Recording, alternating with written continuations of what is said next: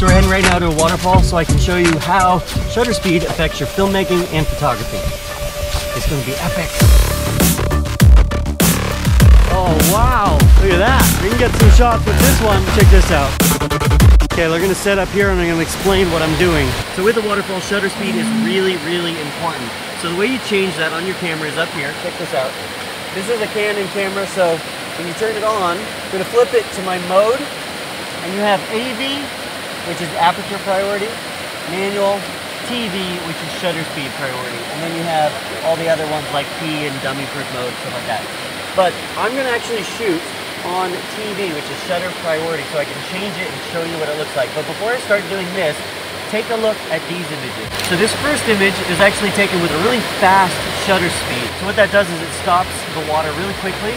But if you contrast that to something that has a long shutter speed, then it blurs the water. It gives it a really nice, magical, kind of dreamy effect. And that's what I'm doing right now.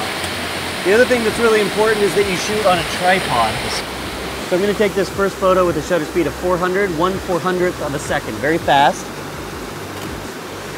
And it stops the motion of the water. Now I'm going to take it up as high as it'll go, 4 seconds, just to show you the difference.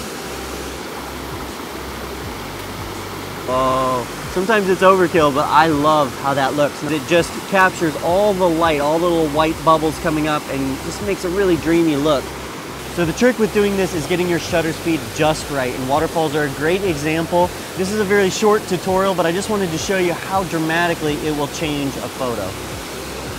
The other thing that I wanted to note and bring up is that it's quite dark right at the moment. It's actually really close to sunset. So I'm using a tripod and I'm able to get 4-second exposures here. Sometimes you're at a waterfall where it's very, very bright. We were there yesterday, we got these particular shots. Now what you notice is that we couldn't get the shutter speed any lower than 1/15th of a second.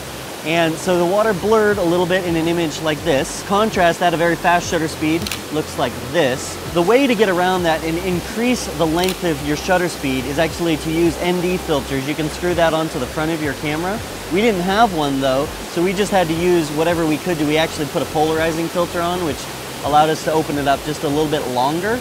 But that's just one thing to think about when you're shooting waterfalls. An ideal time is here at dusk. So good luck using your shutter speed. Jonas is taking the next video where he's going to talk about aperture and how changing your aperture will change the look of your photographs and your films. If you are a beginner photographer or filmmaker and you have a DSLR camera and you just want to know the basics of what Rob was talking about, shutter speed, but also aperture and ISO, the 3 main settings for your DSLR, we actually made this video a while back, putting the link here below. Check that out if you want to just refresh your memory a little bit and get better at your basics. Oh, and one more thing, we had this great opportunity to meet up with Jordan, who does some amazing photography. He does all kinds of light painting and things. Among other things, he's an amazing drone flyer. So how can people find out more about what you're doing, Jordan?